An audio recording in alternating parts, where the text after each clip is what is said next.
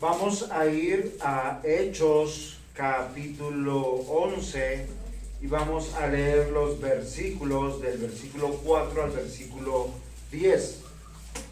La palabra del Señor dice de la siguiente manera: entonces comenzó Pedro a contarles por orden lo sucedido, diciendo: yo estaba en la ciudad de Jope orando y vi en éxtasis una visión, algo semejante a un gran lienzo que descendía, que por las cuatro puntas era bajado del cielo y veía hasta mí.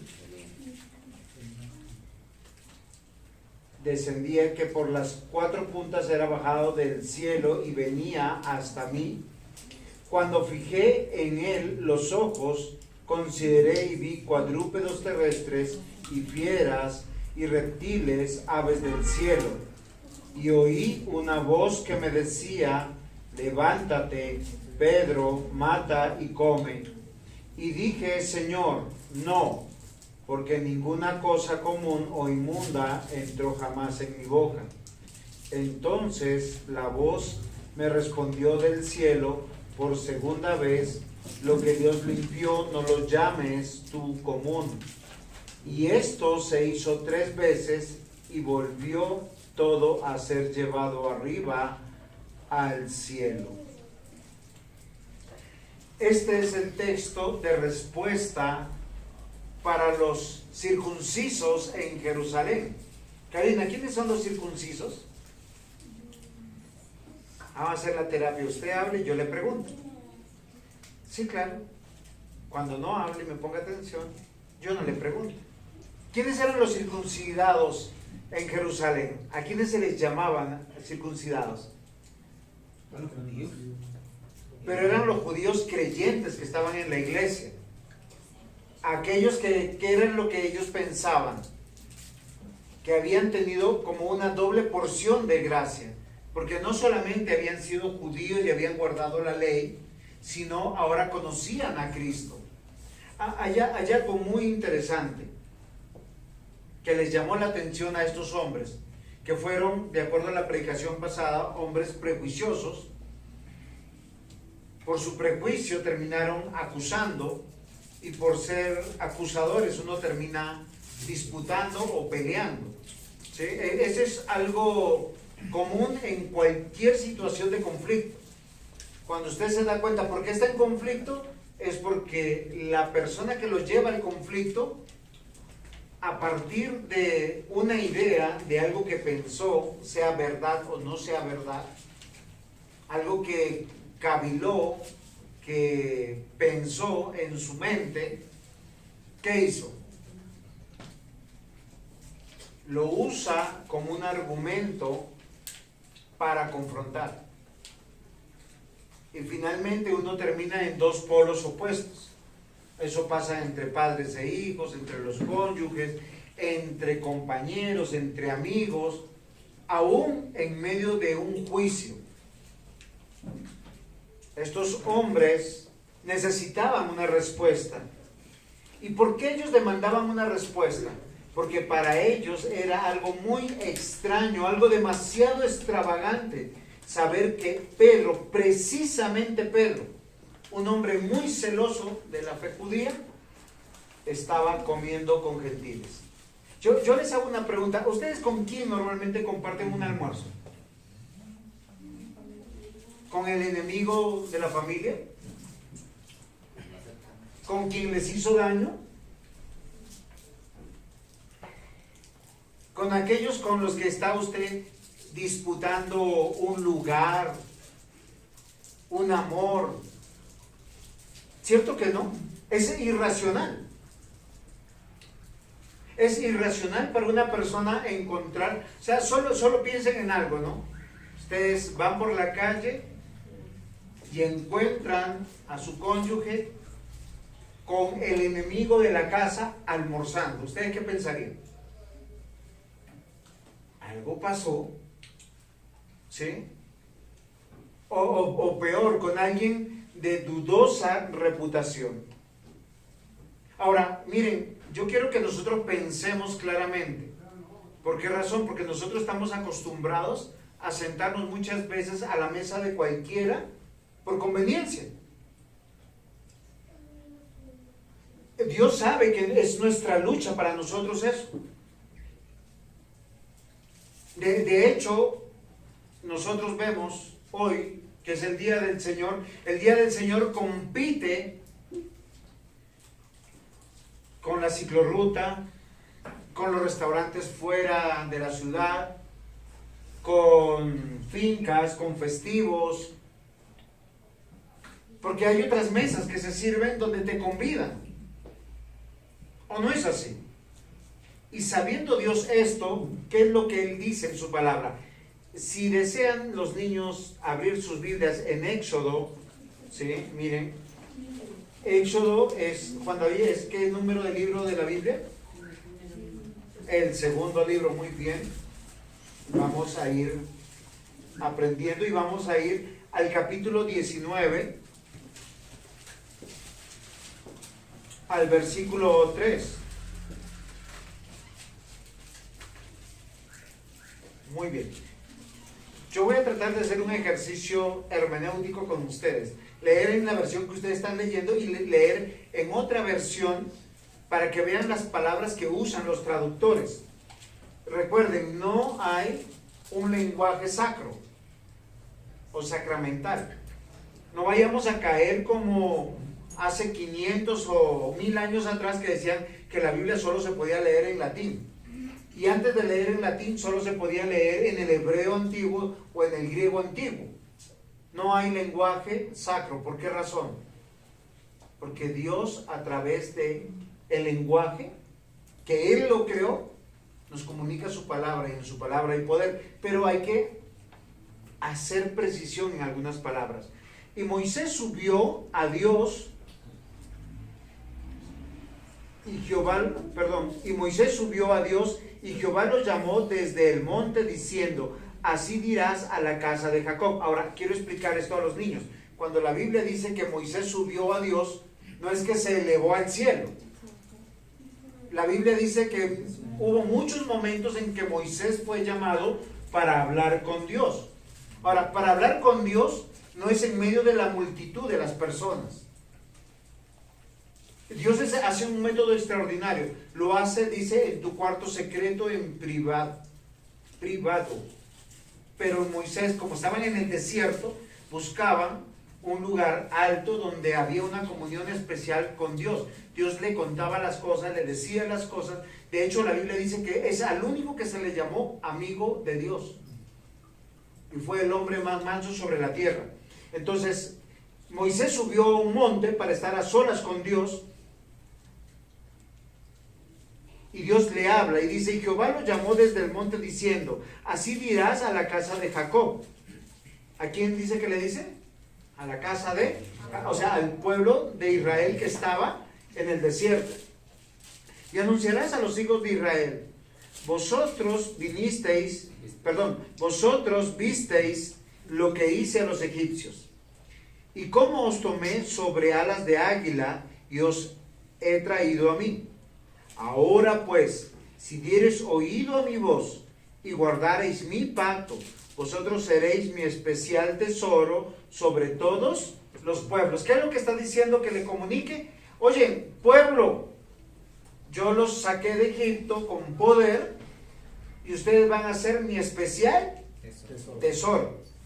O sea, el pueblo de Dios es el tesoro de Dios. Por eso cualquiera que ataque la iglesia y cualquiera que desprecie la iglesia no es digno de estar en la eternidad. ¿Sí están dando cuenta de la prioridad del lenguaje de lo que está diciendo?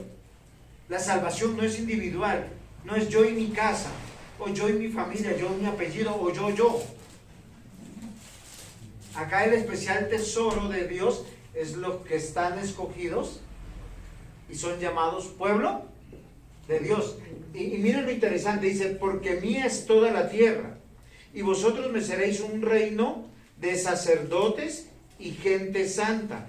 Estas son las palabras que dirás a los hijos de Israel. Ahora quiero leer la siguiente versión que me parece interesante. Moisés subió al monte, fíjense que acá ya es más claro que él sube al monte, y el Señor le dijo, diles todo esto a los israelitas, o sea, a la casa de Jacob.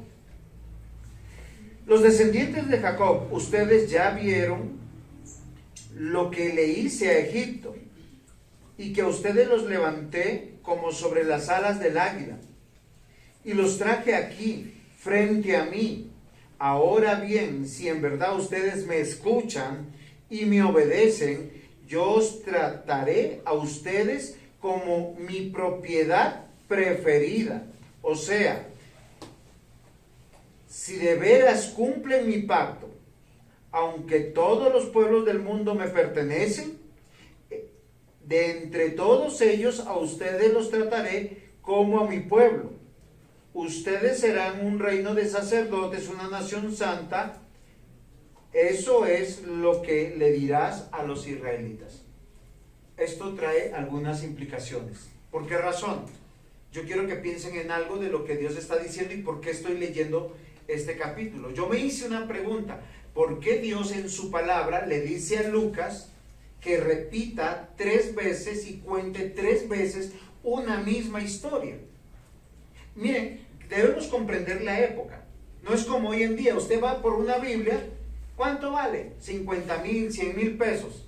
Eso en términos de dólares americanos son $30 aproximadamente. Hay Biblias más costosas, hay Biblias más baratas.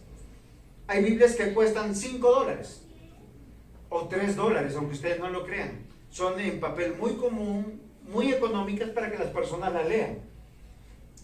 Pero en los tiempos de Lucas no era así. Un rollo, o un pergamino, o un papiro era costosísimo. O sea, el escribir y poner 3 veces una historia va más allá de una intencionalidad.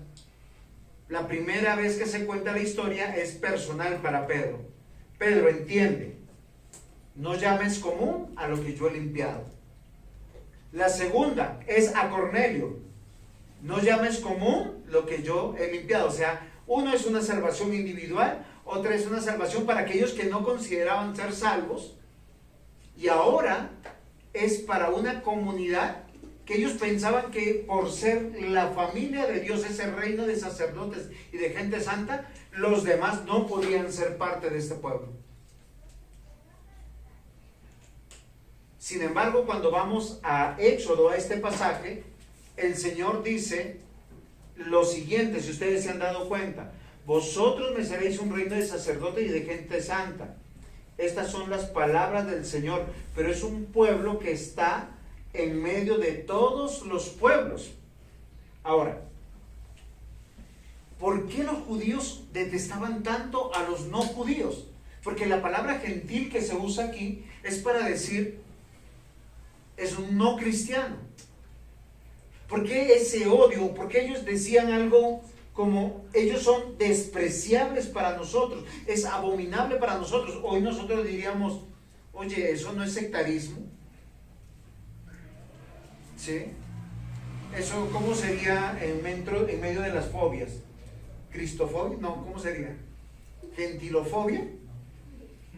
No, algo así. Pero es que yo quiero que ahora comprendamos algo que es interesante, porque cuando uno escucha la palabra de Dios y no la entiende bien, y no la aplica bien, uno termina con situaciones de comprensiones equivocadas. Vamos a ir a Deuteronomio. Deuteronomio, Eliana, ¿qué número de libro es? ¿El cuál? El 5, muy bien. Tienes que vocalizar un poquito mejor para yo poder escucharte. El 5 libro de la Biblia, y usted va a ir a Deuteronomio capítulo 7 junto conmigo, versículos 1 al 5. Dice la palabra del Señor: cuando Jehová tu Dios te haya introducido en la tierra en la cual entrarás para tomarla, ya haya echado delante de ti a muchas naciones, al Eteo, al Gergeseo, al Amorreo, al Cananeo, al Fereceo, al Heveo, al Jebuseo, 7 naciones mayores y más poderosas que tú, y Jehová tu Dios te haya entregado delante de ti, y las hayas derrotado, las destruirás del todo. No harás con ellas alianza, ni tendrás de ellas misericordia. No te emparentarás con ellas. No darás tu hija a su hijo, y ni tomarás a su hija para tu hijo, porque desviará a tu hijo de en pos de mí, y servirán a dioses ajenos, y el furor de Jehová se encenderá sobre vosotros, y te destruirá pronto. Es bastante claro, ¿sí o no? ¿Cuál es el peligro de unir a nuestros hijos en matrimonio con personas no cristianas o medio cristianas? Que desvían a nuestros hijos de que vengan a adorar a Dios. Miren, eso es fundamental de una vida para Dios. ¿Por qué razón? Porque son un peligro. ¿Qué dice también? Que no debemos hacer alianza con ellos. A veces nosotros pensamos que ahora estamos en el mundo de los negocios y el mundo de los tratos.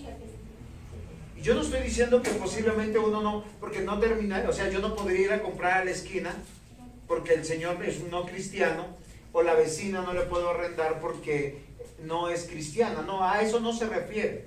Cuando dice que no hagas alianza, es que no hagas pactos que te lleven a la comunión, a sentarse a la mesa. Y esto es algo particular para nosotros cuando nosotros empezamos a leer esto. Ahora, yo quiero leer esta misma versión en la Dios para Todos. ¿Sí? Esta es una Biblia que me regaló un pastor amigo mío y siempre me gusta usarla para tener mejor entendimiento de la palabra. Dice en Deuteronomio 7, del 1 al 5, cuando el Señor tu Dios te haga entrar a la tierra que estás a punto de ocupar, expulsará a muchas naciones delante de ti, a los hititas, a los gergeseos, a los amorreos, a los cananeos, a los fereceos, al heveo y a los jebuseos, 7 naciones que eran más grandes y poderosas que tú. Cuando el Señor tu Dios los ponga en tus manos y tú los venzas, entonces tienes que destruirlos completamente.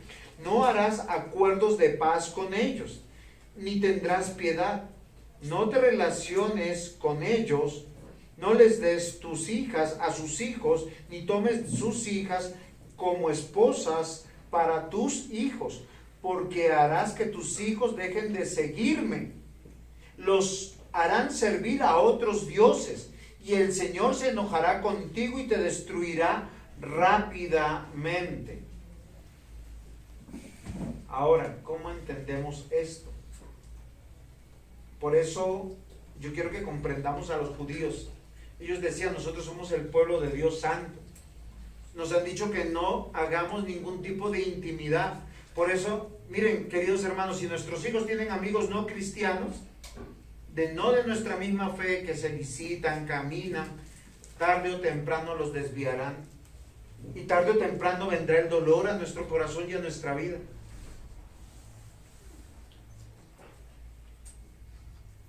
La Biblia muestra muchas veces a hombres de Dios mostrando su riqueza, sus hogares, el reino de Dios a hombres no cristianos. ¿Qué hicieron esas personas no cristianas? No solamente desviaron el corazón muchas veces de estos hombres, sino destruyeron sus hogares. La hija de Jacob, ¿se acuerdan cómo se llamaba la hija de Jacob? Dina. Ella se acercó a ser amiga de mujeres no cristianas, de una ciudad donde Dios le había dicho que no. Y el hijo del rey quedó enamorado de ella. Y con engaños, ella jovencita de 14, 15 años, fue seducida y violada y abusada. Por una sola reunión, por una sola salida. Porque a veces nosotros bajamos la guardia y confiamos. Mire, el pueblo de Dios tiene muchas historias. El mismo rey Salomón, el hombre más sabio. ¿Saben quién desvió su corazón de adorar a Dios? Las mujeres no creyentes. Él se enamoró de mujeres no creyentes, hizo pactos de paz con mujeres no creyentes. Y eso desvió su corazón. Por eso para los judíos, ellos se encontraban indignados. ¿Cómo así que nuestro apóstol Pedro, nuestro pastor, está con gentiles? Ellos estaban aterrorizados. Lo leímos hace poquito. Hechos 11, versículos 1 al 3. Oyeron los apóstoles y los hermanos que estaban en Judea, que también los gentiles habían recibido una palabra de Dios. Y cuando Pedro subió a Jerusalén, disputaba con él los que eran de la circuncisión, diciendo: ¿por qué has entrado en casa de hombres incircuncisos y has comido con ellos? Ahora, el problema de ellos fue su prejuicio, la acusación y la disputa o la pelea. La Biblia, ¿saben qué dice cuando tú tienes algo contra tu pastor o necesita una explicación? Dice: acércate como un padre. Acércate con amor y misericordia. A él lo confrontaron públicamente, pero Pedro hace algo extraordinario. Y miren, yo voy a usar para el título de la predicación una sola palabra: inaudito. Karina, ¿qué significa inaudito? Johan, ¿qué significa inaudito? No, porque yo a veces pongo un título y yo quiero saber que entiendan todos los niños. Si entienden los niños, entienden ustedes. ¿Saben qué significa inaudito? Algo extraño, algo raro, algo insólito, algo extravagante que estaba pasando. O sea, algo que no es del común. Inaudito. Punto 1. Gentiles con nosotros. Gentiles con nosotros. Ahora, la palabra gentil es usada acá en Hechos, y ellos lo usan no como una palabra de cariño, no es como decir el peruano, el venezolano, el colombiano. Ellos lo hacían de manera xenofóbica, como de desprecio, despectiva. Muy bien, ¿sí? La palabra gentil de los evangélicos se refiere prácticamente para aquellos que no son judíos o no son creyentes o no están bajo la ley hebrea. En otros momentos, ¿saben cómo era usada? Como decir esos perros. Así eran llamados. Juan capítulo 4 versículo 9 dice: la mujer samaritana dijo: ¿cómo tú, siendo judío, me pides a mí de beber, que soy mujer samaritana? Porque los judíos y los samaritanos no se tratan entre sí. Miren, el Señor Jesús hizo más de un ejemplo con su vida y con una, ¿qué era? ¿Parábola? Porque era una historia. ¿Se acuerdan del buen samaritano? ¿Por qué? Porque un judío veía a un samaritano muriéndose en el piso y prefería saltarlo, darle la vuelta, que auxiliarlo. Y cuando la samaritana escuchó al Señor Jesús: dame de beber, ella quedó sorprendida y dijo: ¿qué te pasa si los judíos no hablan con los samaritanos? Hasta ese punto habían llegado los judíos con los demás. Hechos 10:28 nos dice: y vosotros sabéis cuán abominable es para un varón judío juntarse o acercarse a un extranjero. Pero a mí me ha mostrado Dios que a ningún hombre llame común o inmundo. Recuerden que dentro del argumento que estoy diciendo, ¿por qué se repite 3 veces esta historia? La primera, para convencer a Pedro que la salvación es común a aquellos que tienen la fe en Cristo, que no es por un linaje. Un ejemplo: Jaimito y Nancy no pueden tener hijos cristianos. Ellos tienen hijos, pero por el hecho de que ellos profesen la fe cristiana, no pueden tener hijos cristianos. Lo nacido de la carne, carne es, pero lo nacido del Espíritu es. ¿Qué quiere decir? Que todos necesitamos nacer de nuevo, o sea, creer en Cristo para ser llamados hijos de Dios. ¿Quiénes son realmente entonces mi familia? Esa es una pregunta que le dijeron a Jesús. Jesús, tu mamá y tus hermanos te buscan. Afuera, ¿quiénes estaban? María, por lo menos 3 de los hermanos biológicos de Jesús y 2 hermanas. Posiblemente estaban preocupados. ¿Y Jesús qué les dijo? Mi madre y mis hermanos son los que hacen la voluntad de mi Padre. Y la Biblia aquí muestra que son los que hacen la voluntad de Dios. Los que han sido salvados o redimidos. El resto vive su vida a su manera. Para los judíos, los gentiles eran considerados como paganos, que no conocían al Dios verdadero, eran idólatras. En la época de Jesús, cada judío se sentía tan orgulloso de su herencia cultural, religiosa, que ellos se consideraban puros y los demás impuros. Los llamaban perros, los llamaban los de la incircuncisión. Sin embargo, yo quiero que recordemos que en el Sermón del Monte, Jesús mismo asoció a los gentiles con el paganismo. ¿Por qué quiero que nosotros consideremos esto? Porque yo no quisiera que después de este sermón algunos dijeran, no, tranquilamente podemos ir a la casa de los no creyentes, compartir y hacer pactos, alianzas, casarnos y no casarnos. No, el hecho de lo que nos está enseñando este texto es algo fundamental. Lo que Dios limpió no se llame inmundo. ¿Sí eso es claro? Porque tenemos que aprender a tener discernimiento. Ahora, Jesús hizo algo extraordinario y dijo, si quieren vayan conmigo a Mateo 5:47. Es mejor leer la Biblia que a veces solamente citarla. Porque cuando ustedes lo leen, o me creen a mí o le creen al Señor. Si saludáis a vuestros hermanos solamente, ¿qué hacéis de más? ¿No hacéis también así los gentiles? Ahora, ¿qué es lo que el Señor Jesús está enseñando aquí? Que tanto gentiles y los del pueblo de Dios tienen prácticas en común. ¿Por qué razón? Porque cuando Él está hablando del amor, Él está diciendo, porque si amáis a los que os aman, ¿qué recompensa tenéis? Miren, es muy fácil, voy a hacer un ejemplo, que Andresito ame a Ivonne, que se saque el pan de la boca, ¿sí? De hecho, que trasnoche por ella, o que madrugue a pesar de estar cansado. Pero ¿eso qué mérito tiene? Es su esposa, la madre de sus hijos. Es carne de su carne. Eso es lo que el Señor Jesús está diciendo. Ahora, ¿los gentiles hacen eso también? Claro que sí. Los no creyentes hacen eso, ellos también se enamoran. Yo conozco muy buenos hombres que saben amar y muy buenas mujeres que saben amar como es el diseño humano.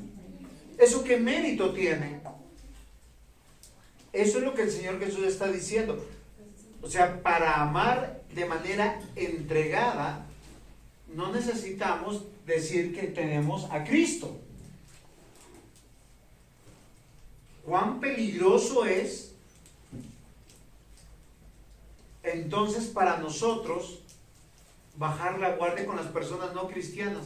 Ay, no, pero es que ese muchacho es tan buena persona, tan educado, tan bonito. ¿Cuál es el único requisito, Karina, para tener esposo cristiano? ¿Cuál es el color? No, ¿cuál es el color del caballo blanco de San Martín? ¿Cuál es el único requisito para tener un esposo cristiano? Que sea cristiano. Eso es muy importante, mis amados hermanos.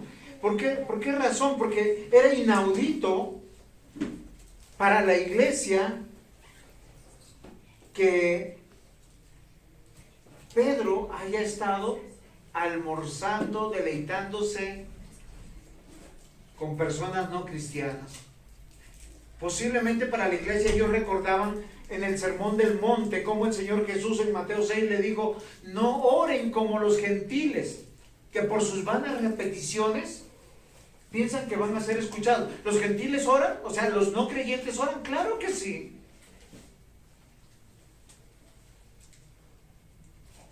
Era inaudito para que un pastor de la talla de Jesús, de Pedro, al cual el mismo Señor Jesús le dijo en Juan 21:15 al 19, le dijo 3 veces: apacienta mis corderos, pastorea mis ovejas, apacienta mis ovejas. ¿Quiénes son las ovejas del Señor? La iglesia. Las ovejas del Señor Jesús son todos los hombres y mujeres sin excepción, por los que Él murió, limpió y redimió. ¿Se dan cuenta lo insólito? Gentiles en medio de nosotros. ¿Cómo puede ser posible? Y debemos recordar, mis amados hermanos, que hoy Pedro ha de notificar a la iglesia en Jerusalén cuál es la voluntad de Dios. Y miren lo interesante, que la salvación no es por genealogía, no es por cultura, no es por raza, es por el obrar de Dios. Isaías 42:1: he aquí mi siervo, yo le sostendré, mi escogido en quien mi alma tiene contentamiento. He puesto sobre él mi espíritu, y él traerá justicia a las naciones. ¿Sí me comprendieron lo que trato de decir? ¿De quién se está hablando el profeta Isaías? Muy bien, del Señor Jesús. ¿Con qué propósito? Salvar a las naciones. O sea, no hay una nación especial de las naciones humanas, porque hoy en día muchos están diciendo: oremos por Israel, es el pueblo de Dios. No, el Israel que hoy existe no es el pueblo de Dios, ni esperan al pueblo de Dios. De hecho, está más sincrético que nunca. El judío y el Israel antiguo fue preservado por Dios a causa de que el mundo lo quería destruir por una promesa. De ahí vendría el Salvador. Después del año 70, cuando fue destruido el templo y ellos fueron esparcidos, ya no hay más cuidado de ese pueblo. De hecho, ese pueblo es el que más persigue a los cristianos. Y esto debe ser muy interesante. Isaías 42:1 dice: aquí mi siervo, yo le sostendré, mi escogido, en quien mi alma tiene contentamiento. Ese es el Señor Jesús. He puesto sobre él mi espíritu, y traerá justicia a las naciones. Isaías 42:6, en ese mismo capítulo: yo Jehová te he llamado en justicia, y te sostendré por la mano, te guardaré y te pondré por pacto al pueblo, por luz a las naciones. Inaudito. Gentiles entre nosotros. Segundo punto: lo inmundo con lo apartado. ¿Cómo así? O sea, vamos a sentarnos todos en una iglesia entre lo puro y lo impuro. Dense cuenta que esa es una problemática de todos los seres humanos. ¿Sí? Nosotros, la mayoría, somos descendientes latinos. ¿Qué significa eso? ¿Quiénes son nuestros antecesores? ¿Quiénes serán los antecesores de Mancipe? De los Fagua. Los primitivos. No, tampoco. Hasta allá no. No, aborígenes de esta Colombia. Pero nacen nuestros hijos, los queremos ver de ojos azules, ojos verdes, monos. Y como que eso, wow, eso yo me sorprendo. ¿Sí? A veces ni pensamos que por ahí nosotros tener un yerno o una nuera negrita, oscurita o indiecita, como si eso fuera mejor lo uno que lo otro. Ese es un problema de la humanidad por el pecado. Pero ¿saben qué es lo que vamos a entender a partir de esta predicación? Algo inaudito. Dios da una certeza de salvación universal, católica. Sí, hermano, no de religión católica, sino católica, de universalidad, de todas las naciones, para todo aquel que crea. Desde la creación, queridos hermanos, no hay un hombre bueno. Todos somos malos, somos tan malos que a veces venimos a la iglesia para que el Señor haga el milagrito de sanar nuestra salud. O la salud de nuestro familiar que amamos tanto.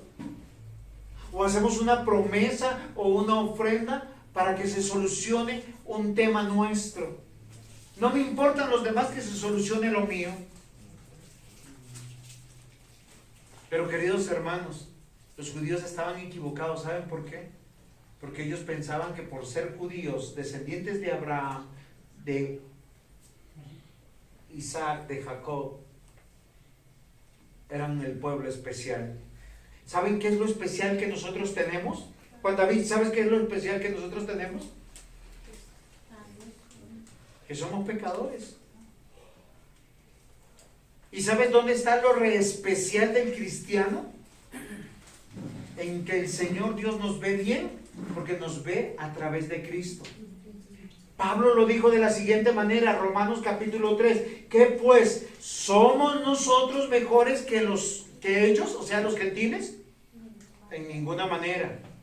Pues ya hemos acusado a judíos y a gentiles que todos están bajo pecado. ¿Por qué usted peca? Johan, ¿por qué pecas? Michael, ¿por qué pecas? Porque soy pecador. Esa sería mi respuesta. No, porque si yo digo porque soy humano, es que Dios me creó pecador. Dios no me creó pecador. ¿Sí se da cuenta la diferencia? Por eso cuando el homosexual dice, es que soy homosexual porque nací así, ¿a quién está culpando? A Dios.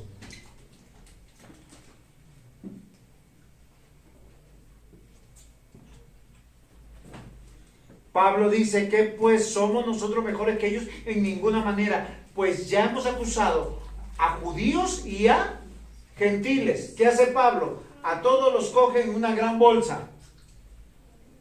Los creyentes y los no creyentes. Somos pecadores. Pecamos porque somos pecadores. Como está escrito, no hay justo ni aun uno, no hay quien entienda, no hay quien busque a Dios. Todos se desviaron, a unas se hicieron inútiles. No hay quien haga lo bueno, no hay ni siquiera uno. Miren lo interesante. Si usted no ve respuesta, bueno, si alguno vino acá a orar por un milagrito y no ve respuesta de Dios, ¿qué hace? Es que no siento la presencia de Dios. Yo he escuchado eso. Y eso tiene un grave problema teológico. Si acá todos fueran no creyentes, Cristo no estuviera aquí. Y si la única persona que vino, que dice no sentía el Espíritu de Dios, es creyente, es que Dios mora en el creyente. O sea, simplemente por causalidad, la persona que vino con Dios debería sentir a Dios, aunque fuera el único creyente. Por eso esas personas que dicen, es que yo no sentía a Dios, oiga, cuídense, porque ese puede ser el diablo infiltrado.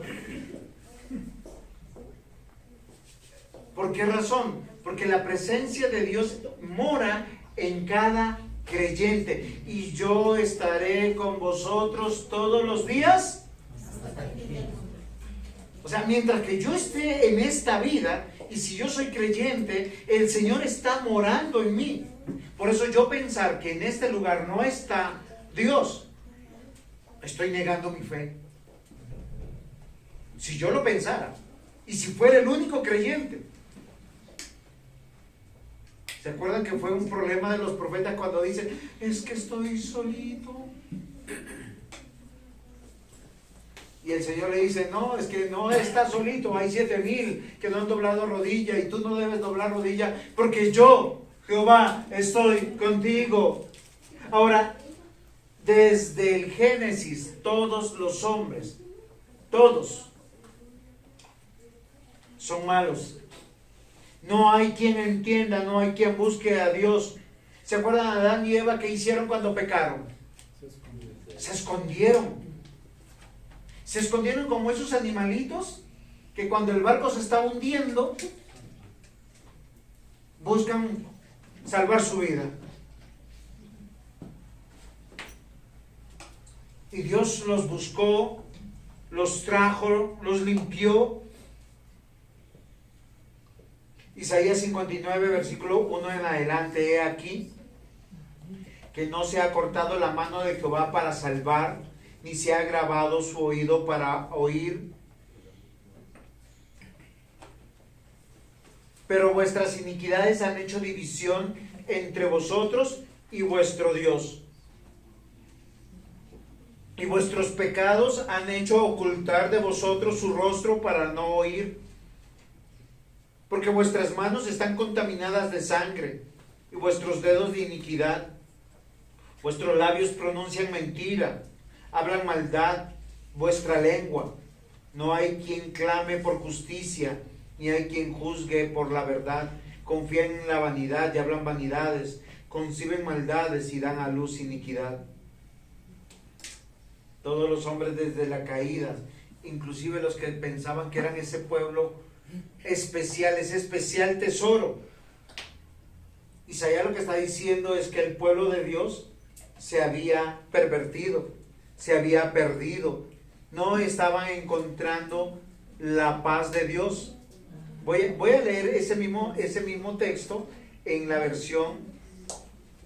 Entonces es Isaías, ¿qué? 59. Si usted quiere, en la versión suya, me acompaña y lo lee. Va a sonar un poquito diferente. Mira, la mano del Señor no es tan corta como para no poder salvar, ni sus oídos están tan sordos como para no oír. Pero las maldades de ustedes se han convertido en una barrera entre ustedes y Dios, y los pecados de ustedes han hecho que Él se oculte y no los escuche.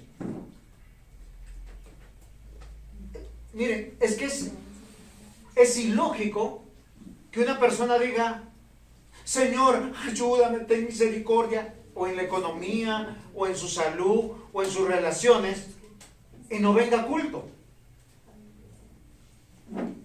Y no quiera vivir una vida de justicia, y no quiera apartarse del mundo. Eso es lo que está diciendo Isaías. Dice: los pecados de ustedes han hecho que Él se oculte y que no los escuchen.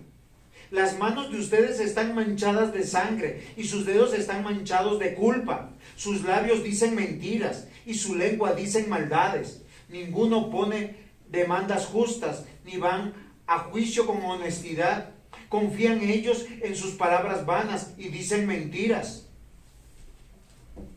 Señor, hazme justicia, y usted no hace justicia a los demás. Usted es un hombre o una mujer incorrecta, mal hablada. ¿Cómo pretende disfrutar de la presencia de Dios? Porque no hacen demandas justas. ¿Saben cuál sería la demanda justa? Señor, lávame, límpiame, ayúdame a caminar tu camino. De ahí para adelante el resto es ganancia. ¿Hasta cuándo vamos a ser tan hipócritas de venir y decir Señor mío, Dios mío, y seguir queriendo vivir como impíos? Ninguno pone demandas justas ni van a juicio con honestidad. Confían ellos en palabras vanas y dicen mentiras. Conciben maldad y dan a luz el mal. Empollan huevos de víboras y tejen telarañas. Y el que come esos huevos muere, y de los huevos aplastados salen serpientes venenosas. Sus telarañas no pueden usarse para vestirse, y ellos mismos no pueden abrigarse con ellas.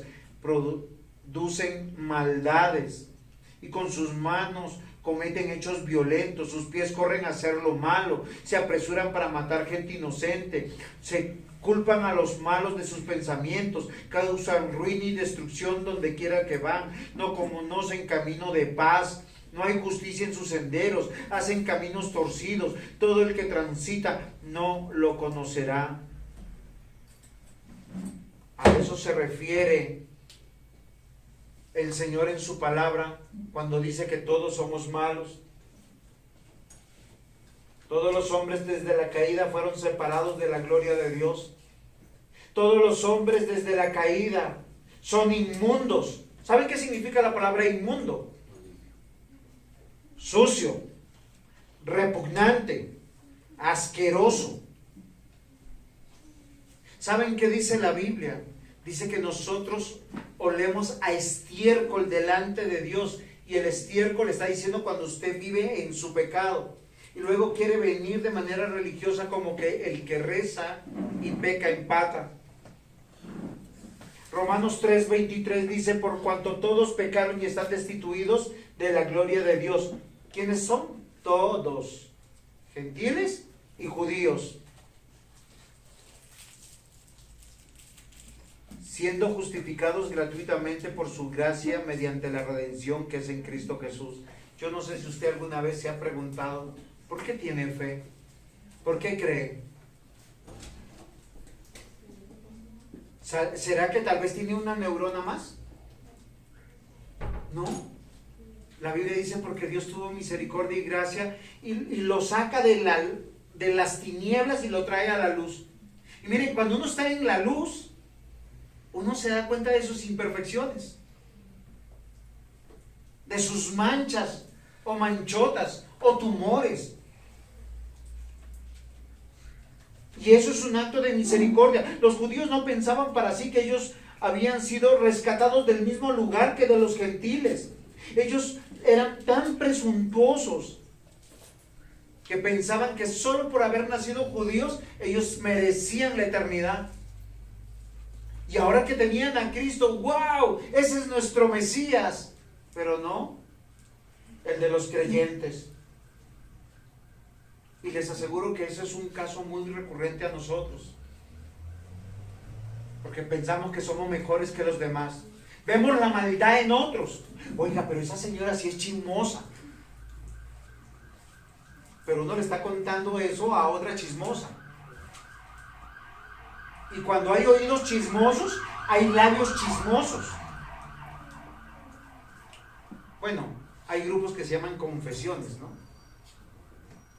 Que son de chismosos para chismosos, que se mueren del deseo de saber de la vida de otros. Queridos hermanos, Dios envió a su Hijo a buscar lo que se había perdido. Y todos los perdidos estaban entre los religiosos y los paganos o los gentiles. Inaudito. Gentiles entre nosotros, lo inmundo con lo no apartado, o lo puro o lo limpio. Tercer punto. ¿Saben qué es lo insólito? Que el hombre no se puede limpiar a sí mismo. El punto 3 es: Dios los limpió. Y lo que Dios limpió es inevitable que huela a rico, que huela a delicioso. ¿Saben? Cuando Dios se acerca a un creyente, hay un olor grato. Es que huele a Cristo. Es que huele a la redención, a la obra de la santificación. Pero cambiar. Ya no soy católico, pero soy cristiano. Ya no soy testigo, pero soy creyente. Ya no soy mundano, pero es que soy de Cristo. No, queridos hermanos, no es confesional. La salvación es por la obra de Cristo. Y cuando te regeneras, sí, te lleva a decir: Cristo es mi Señor. Pero la fe sin obras es muerta. La triple manifestación de este pasaje nos lleva a afirmar que ese es el plan de Dios. ¿Se acuerdan cuando José le interpretó el sueño a Faraón y le dijo el Faraón: esto lo he soñado 2 veces? ¿Qué le dijo? Es que el Señor está firme en lo que te ha revelado. 7 años de abundancia, 7 años de escasez que te harán olvidar la abundancia. Miren, queridos hermanos, prepárense. Uno puede estar muy enamorado, pero los problemas nos hacen olvidar el amor que tuvimos. No importa cuánto amemos, porque así de ingratos somos. Hay personas que por una falla olvidan 20, 30 años de vida. Queridos hermanos, esta triple manifestación de este pasaje, de esta visión, nos está diciendo que el plan de Dios era que de todos los hombres Él iba a limpiar a aquellos que iban a creer en Cristo Jesús. Todo hombre sin Cristo que está lejos de la ciudadanía del reino de Dios, ajeno del pacto de la promesa. No importa que tan buena persona sea, no importa cuánto confiese a Cristo. Y miren, le voy a decir algo, no importa cuántos milagros haga también. Algunos llegarán convencidos diciendo: Señor, Señor, en tu nombre. ¿Ustedes se acuerdan cuando Moisés llegó, y cuando hay de acordarse muy bien, ante el faraón y puso su báculo en el piso, y ese báculo se convirtió en una serpiente? ¿Se acuerdan? Y faraón dijo: vengan, mis magos. Y los magos, ¿qué hicieron? Hicieron también milagros. Tiraron sus báculos y se convirtieron en serpiente. Pero hubo una gran diferencia. La de Moisés se comió a todas. Ni el hacer milagros, ni el hablar bonito, ni el decir yo soy cristiano, te hace salvo. Lo que te hace salvo de corazón es cuando Dios obra en tu corazón y te doblega. Y te llama a que lo que tú vives hoy aquí en el culto, lo vivas el lunes, lo vivas el martes, el miércoles, el jueves, el viernes y el sábado, preparándote para decirle el próximo domingo: Señor, mire, aquí está tu obra, este es mi culto racional.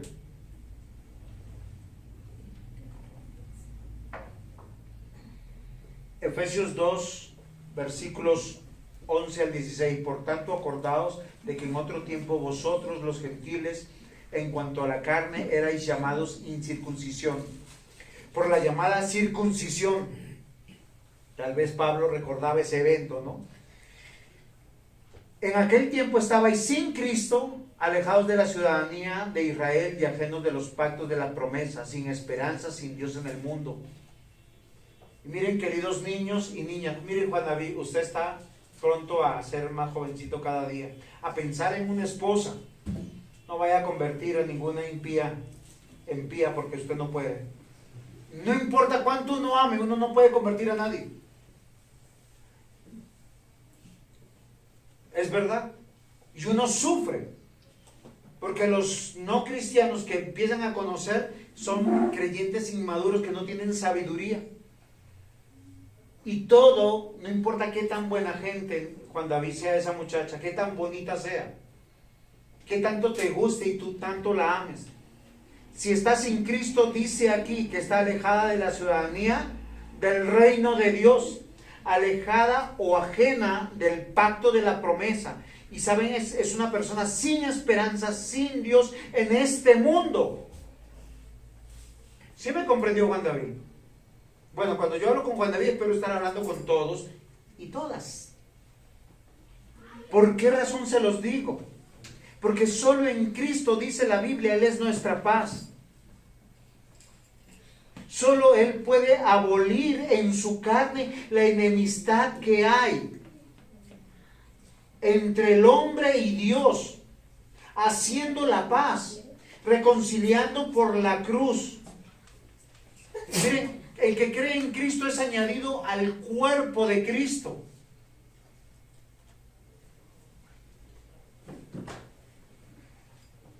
En resumen, mis amados hermanos, la visión de Pedro, este reporte que él les da a los hermanos prejuiciosos, acusadores y disputadores, les dice: amados hermanos, este es el plan de Dios. Ustedes no son salvos por ser judíos, ni los gentiles son culpables por ser gentiles. ¿Dónde somos un solo pueblo? ¿Dónde somos una sola familia?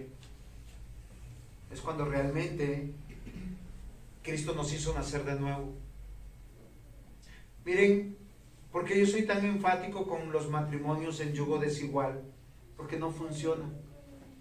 El no cristiano tiene un Dios. ¿Saben cómo se llama? Yo. yo quiero, yo deseo, yo anhelo, es mi bienestar, es mi felicidad, es mi tranquilidad. El creyente, ¿sabe qué hace? Te quiero hacer feliz. Queremos servir a Dios, queremos tener hijos para Dios, economía para Dios, invertir en el reino de Dios. Yo como creyente deseo presentar mi matrimonio delante del Señor. Y si el Señor me permite, cuando cumpla 25 años de matrimonio, yo le quiero decir a Raquel, renovemos nuestros votos en la iglesia, con nuestra iglesia, que bendiga nuestro matrimonio. Pero yo lo quiero celebrar con nosotros, no con los gentiles. Raquelita me va a decir que sí.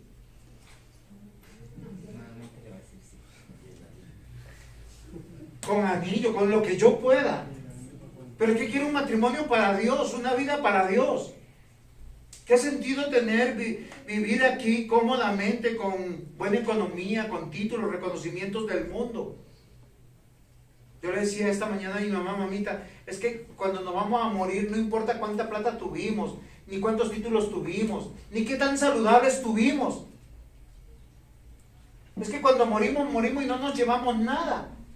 Y lo único que importa es a dónde llegaremos. Si estamos con Cristo, allá nos veremos. Alguien se tiene que adelantar. Amados hermanos, Pedro, con toda humildad de corazón, como un pastor, amó, apacentó la grey del Señor, sin contender, explicando con precisión: los que Dios limpió, no los llames tú inmundo. Ese es tu hermano, tu hermana.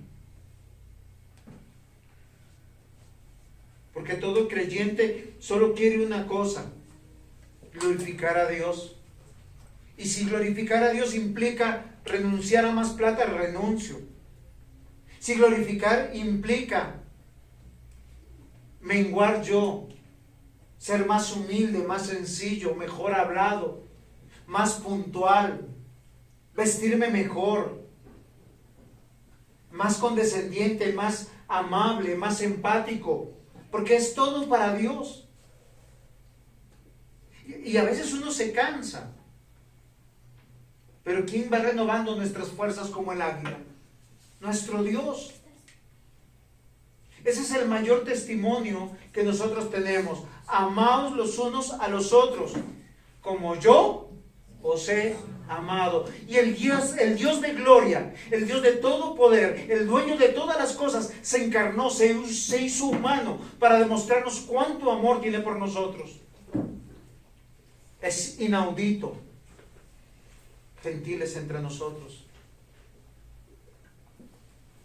Pero lo que Dios limpió, no lo llamen inmundo.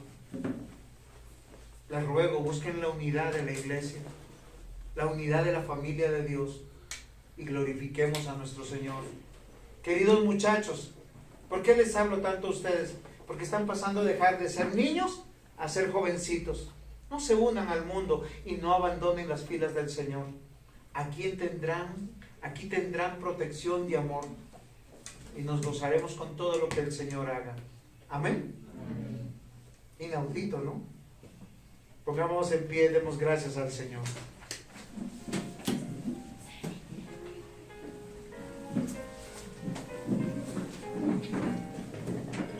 Amado Señor, buen Dios, gracias te damos por tu palabra. Gracias te damos porque hoy estamos ante ti, suplicantes. Persevera en nosotros, Señor, para poder glorificarte. Y aunque nuestra economía no se resuelva, y aunque nuestros problemas o salud no se resuelva favorablemente, regálanos, Señor, una doble porción de tu amor, de tu gozo y de tu paz. Y ayúdanos, Señor, a caminar cada día sabiendo que tú estás con nosotros, que tú nos llevas de la mano, porque solo así estamos de victoria en victoria. Gracias por cada hermano en Cristo Jesús que tú estás añadiendo. Gracias porque nosotros aquí estamos aprendiendo. que no estamos aquí por ningún mérito. Y si hay algún mérito es nuestro pecado y tú tuviste misericordia. Siendo enemigos nos reconciliaste, estando muertos nos diste vida. Ayúdanos, Señor. Ayúdanos, Señor, en el nombre de Jesús. Ayúdanos a ser fieles. Ayúdanos, Señor, a buscar cada día tu presencia y a menguar a nuestros pecados, a arrepentirnos de nuestros pecados, a que esos pecados no sean un estorbo en nuestras oraciones, en nuestra comunión contigo. Te rogamos por cada matrimonio,